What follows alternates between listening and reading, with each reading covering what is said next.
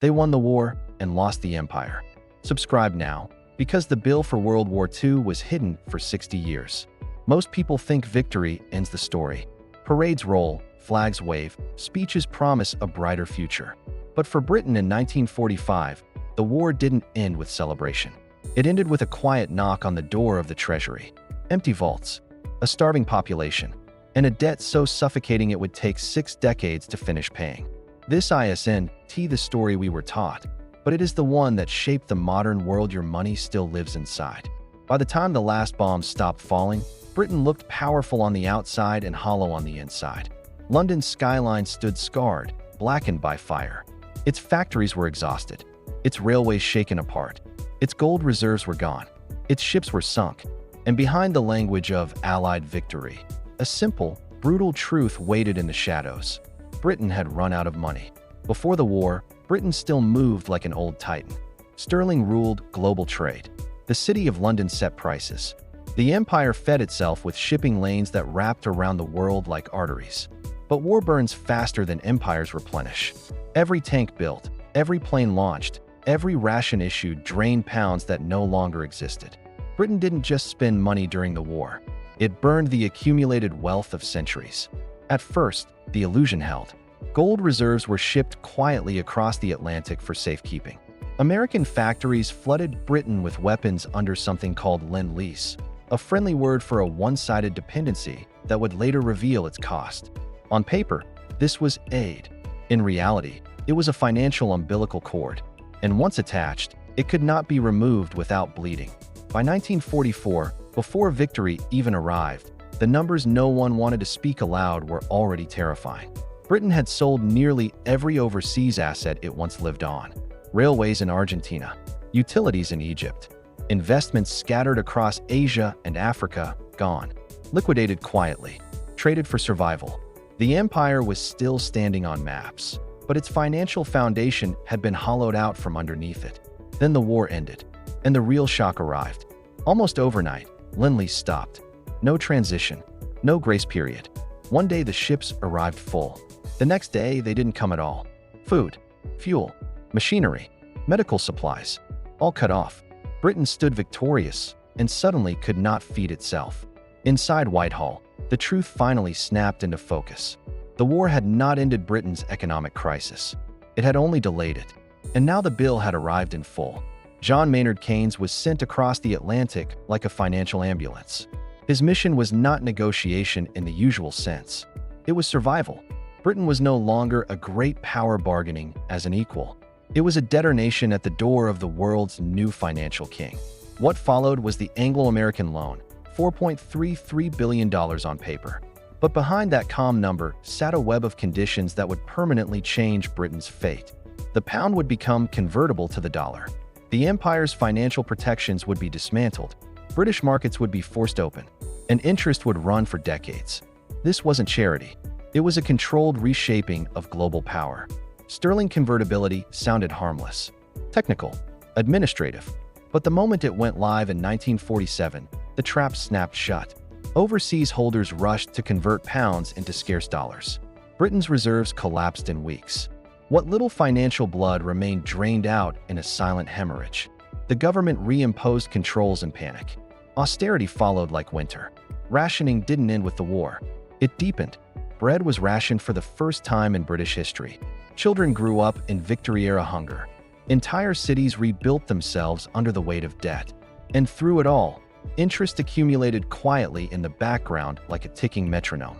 The empire began to unravel not from rebellion alone, but from balance sheets. India went first, then Palestine, then Africa. Not because Britain suddenly discovered morality, but because it could no longer afford the machinery of control. Armies cost money. Administrations cost money. Naval patrols cost money. And Britain no longer had any. Every withdrawal was dressed in diplomacy.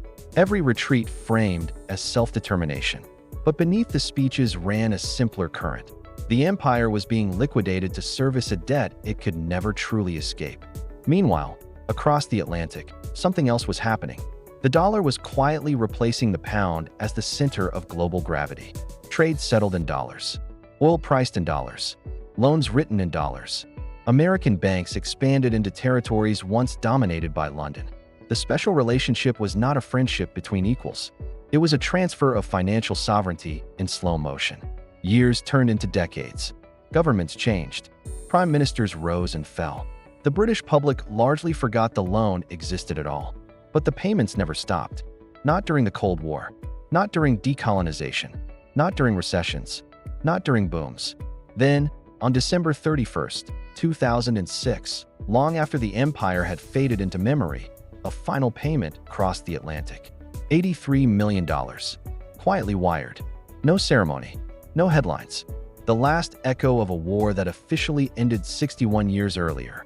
Victory had been paid off at last. But by then, the world it purchased no longer belonged to Britain.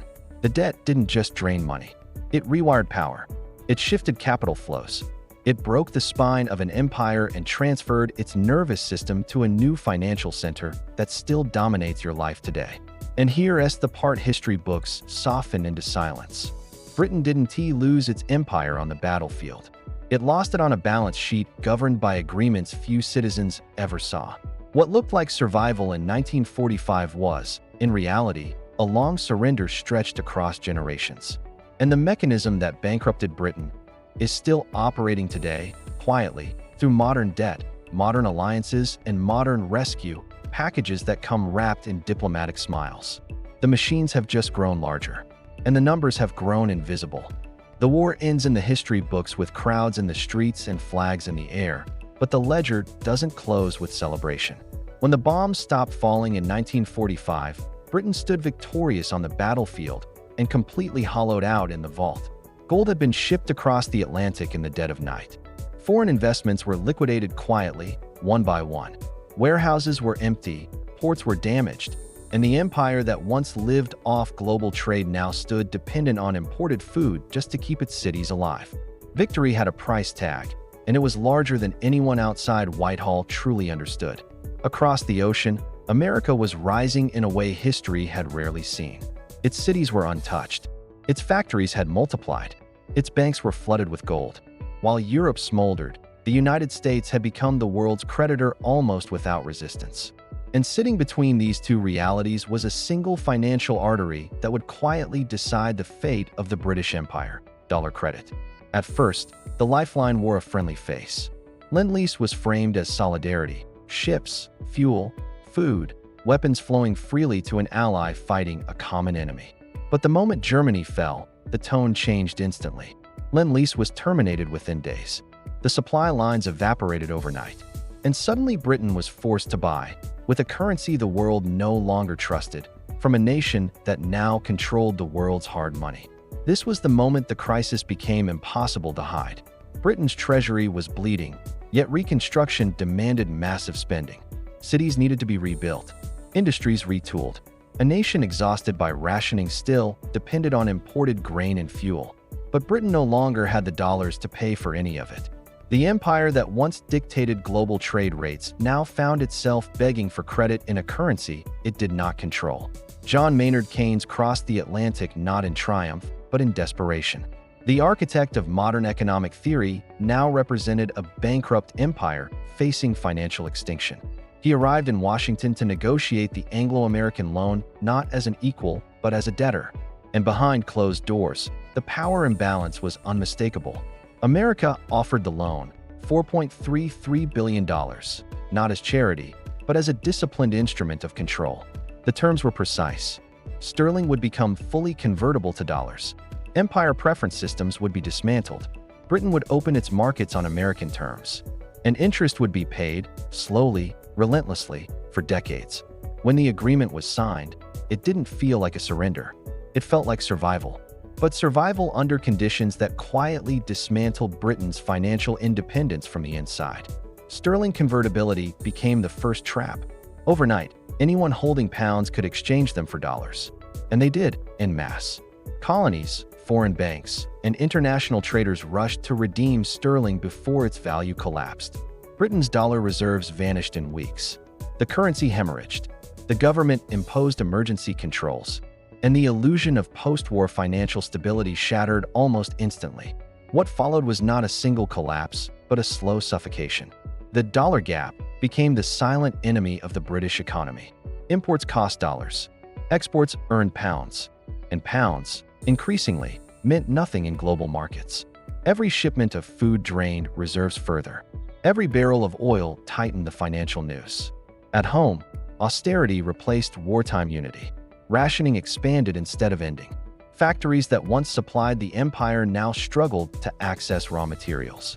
The middle class, already worn thin by 6 years of war, faced a future of controlled wages, high taxes, and shrinking opportunity. The empire still existed on maps, but financially it was already dissolving. Meanwhile, American capital flowed outward from a position of strength. The Marshall Plan rebuilt Europe, but it also rewired it to the dollar. Trade routes reorganized around U.S. credit. International institutions formed under American design. The pound, once rival to gold itself, became a regional currency living in the shadow of the greenback. Britain adapted, but adaptation came at a cost of identity. It surrendered reserve status without a declaration. It yielded monetary sovereignty without a public debate. And the loan that saved it from immediate starvation quietly converted the empire into a long-term debtor of its former colony. Year after year, payment after payment crossed the Atlantic. Governments rose and fell. The world entered the Cold War. The pound was devalued again and again. Colonial holdings slipped into independence. Britain's global influence narrowed. And still the debt aged quietly on the books, accruing interest like a reminder carved into the balance sheet of history. By the time the final payment was sent in 2006, most citizens had no idea what it represented. There were no headlines, no ceremonies, just a wire transfer. $83 million, closing a ledger opened in desperation more than 6 decades earlier. And that transfer revealed the truth history prefers to hide. Wars don't end when the guns fall silent. They end when the debts are paid. The climax arrived not in bombs or speeches, but in ledgers and quiet signatures.